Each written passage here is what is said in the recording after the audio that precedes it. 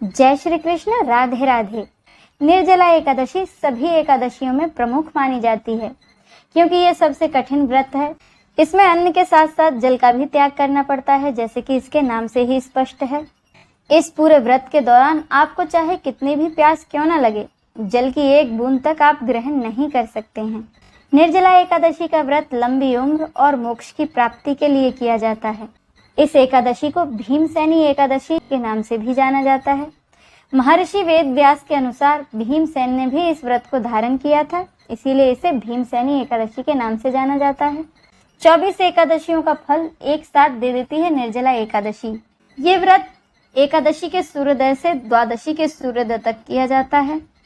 क्योंकि इस व्रत को बिना पानी के किया जाता है, इसीलिए इसे निर्जला एकादशी कहते हैं। इस व्रत से अन्य एकादशियों पर अन्न खाने का दोष भी छूट जाता है और साल भर की एकादशियों के पुण्य का लाभ भी मिल जाता है।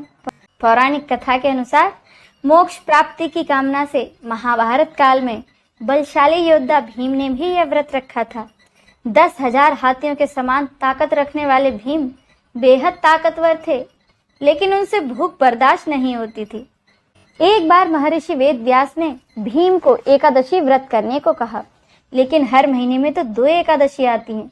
भीम के लिए महीने में 2 दिन भूखा रहना मुश्किल था। ऐसे में भीम ने उनसे कहा कि ऋषिवर, मुझे कोई ऐसा व्रत बताइए जो साल में सिर्फ 1 दिन रखा जाता हो और जिससे सभी पुण्यों की प्राप्ति हो जाए। ऐसे में ऋषिवर ने उन्हें साल भर की सभी एकादशी का फल देने वाली निर्जला एकादशी व्रत करने को कहा, लेकिन इसमें अन्न और जल दोनों ग्रहण नहीं कर सकते थे। भीम ने साल में सभी एकादशी व्रत की अपेक्षा निर्जला एकादशी व्रत करने का विचार किया, जिसके प्रताप से उनके सारे पाप धुल गए और उन्हें समस्त सुखों की प्राप्ति हुई। तभी से इसे भीमसेनी एकादशी कहा जाता है। ये एकादशी इसलिए भी खास है क्योंकि इसमें पानी नहीं पिया जाता और ज्येष्ठ महीने में दिन बड़े और बहुत गर्मी वाले होते हैं, इसीलिए इसमें प्यास भी बहुत ज़्यादा लगती है। ऐसे में खुद पर काबू रखना और पानी ना पीना तपस्या करने जैसा ही है। इस दिन उपवास करने से धन धान्य, पुत्र और आरोग्यता के साथ साथ लंबी उम्र भी प्राप्त होती है और भगवान विष्णु और माता लक्ष्मी का आशीर्वाद भी प्राप्त होता है। अब जाने शुभ मुहूर्त। तो ज्येष्ठ माह के शुक्ल पक्ष की एकादशी तिथि की शुरुआत होगी 17 जून को सुबह 4:43 से और इसका समापन होगा 18 जून को सुबह 6:44 पर। निर्जला एकादशी का व्रत 18 जून को रखा जाएगा। वैष्णव समाज के लोग भी इसी दिन निर्जला एकादशी मनाएंगे। निर्जला एकादशी पारण का शुभ समय रहेगा 19 जून को सुबह 5:23 से 7:28 तक। इस बीच ही आपको पारण कर लेना चाहिए। इस दिन आप स्नान आदि से निवृत्त हो भगवान विष्णु और माता लक्ष्मी की पूजा करने के बाद अपने सामर्थ्य अनुसार किसी ब्राह्मण को या किसी जरूरतमंद को दान अवश्य दें। दान करने के बाद ही आप अपने व्रत का पारण करें। अब जाने पूजा विधि। निर्जला एकादशी पूजा करने के लिए सुबह सबसे पहले तो स्नान आदि से निवृत्त हो आपको एक चौकी लगा लेनी है और इस चौकी पर एक पीले रंग का कपड़ा बिछा लेना है, क्योंकि पीला रंग भगवान विष्णु को बहुत ही प्रिय होता है। और देखिए, अगर आप चाहें तो इस पूजा को आप अपने पूजा घर में भी कर सकते हैं, या आप अलग से ही चौकी लगाना चाहते हैं तो आप चौकी भी लगा सकते हैं और अपना मुख पूजा करते समय पूर्व या उत्तर दिशा की ओर रखें। अब चौकी पर थोड़े से फूल बिछा लें और इन फूलों के ऊपर भगवान विष्णु की मूर्ति या फोटो जो भी आपके पास हो वो आप विराजमान कर लें, या फिर आप भगवान विष्णु के किसी भी स्वरूप को यहाँ पर विराजमान कर सकते हैं। अब इस चौकी पर फूलों का आसन देते हुए हम भगवान गणेश को विराजमान कराएंगे। इसके बाद एक बर्तन में थोड़े से तिल लेकर उसके ऊपर एक कोरा घड़ा जितना बड़ा हो सके आप उतना लें, क्योंकि ये घड़ा दान में दिया जाता है। पानी से भरकर इन तिल के पात्र के ऊपर आप इस घड़े को रख दें और एक ढक्कन जो भी इसके साथ आया हो उससे इसे ढककर इसके ऊपर आप कोई भी मौसमी फल जो भी आपके पास हो उसे इसके ढक्कन के ऊपर रख दें। आप तिल की जगह गेहूं या जौ का इस्तेमाल भी कर सकते हैं, लेकिन हाँ, चावल का इस्तेमाल यहाँ बिल्कुल नहीं करना है, क्योंकि एकादशी में चावल का यूज नहीं किया जाता है। और ध्यान रखें कि घड़ा यहाँ पर कोरा ही लेना है, कोई भी यूज घड़ा यहाँ हमें नहीं लेना है।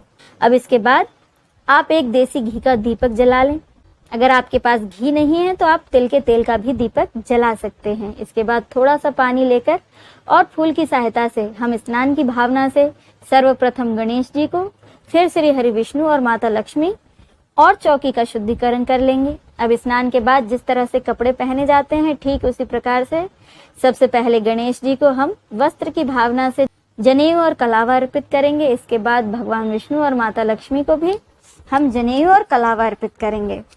साथ ही माता लक्ष्मी को हम श्रृंगार की चीजें अर्पित करेंगे। साथ ही हमने जो मिट्टी का घड़ा लिया था उसके कंठ पर आप मौली बांध लें, क्योंकि इस दिन कोई भी चीज खाली नहीं छोड़ी जाती है।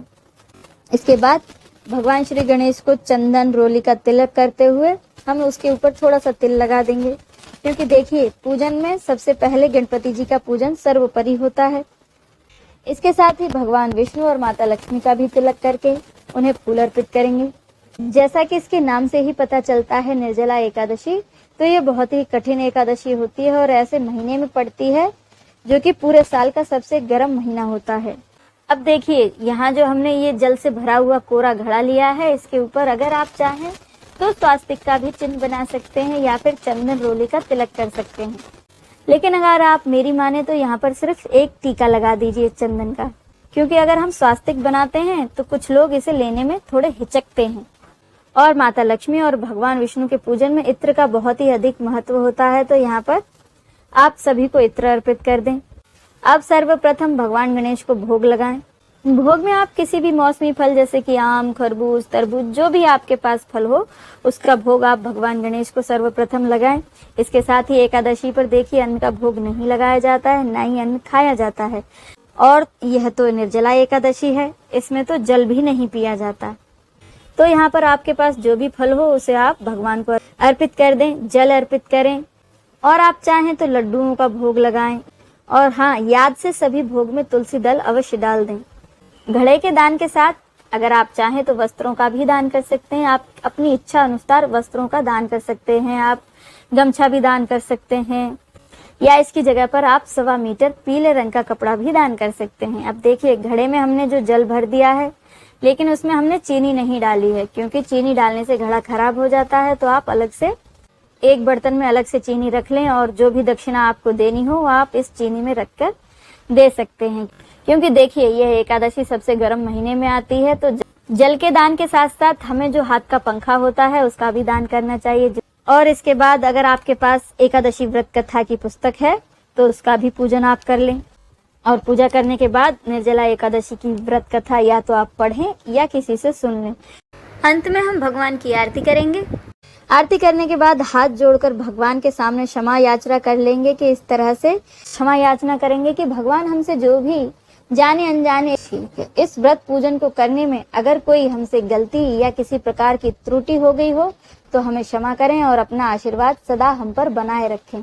तो इस तरह से निर्जला एकादशी का पूजन किया जाता है। और देखिए निर्जला एकादशी का व्रत वैसे तो निर्जल रहकर ही किया जाता है, लेकिन अगर आपको कोई भी स्वास्थ्य संबंधी समस्या है या फिर आप बुजुर्ग हैं तो आप इसमें थोड़ा बहुत पानी पी सकते हैं। और जो लोग निर्जल रहते हैं तो वह तो सर्वोत्तम ही है। और देखिए अगर आप किसी कारणवश व्रत ना कर पाए तो निर्जला एकादशी के दिन भगवान विष्णु का पूजन तो आप जरूर ही करें। और साथ ही घड़े का और पानी का दान भी इस दिन जरूर करें, क्योंकि बहुत से लोग आज के दिन प्याऊ लगाते हैं और जो शरबत है उसके भंडारे करवाते हैं। तो अगर हम ज्यादा कुछ भी ना कर पाए तो कम से कम हमें पानी का दान तो इस दिन जरूर करना चाहिए। और उस जल को आप अपने घड़े में भर लें, वाटर बॉटल में भर लें और किसी भी कन्या या ब्राह्मण या किसी भी सुयोग पात्र को आप दान कर दें। और याद रहे कि एकादशी के दिन चावलों का दान नहीं किया जाता है। द्वादशी वाले दिन आप चावलों का दान कर सकते हैं। और तुलसी के पत्ते भी आप एकादशी के दिन बिल्कुल ना तोड़ें, इन्हें आप दशमी तिथि के ही दिन तोड़कर रख लें। तो आशा है आपको ये वीडियो अच्छा लगा हो, और वीडियो अच्छा लगा हो तो इसे लाइक और शेयर जरूर कीजिएगा। जय श्री कृष्ण।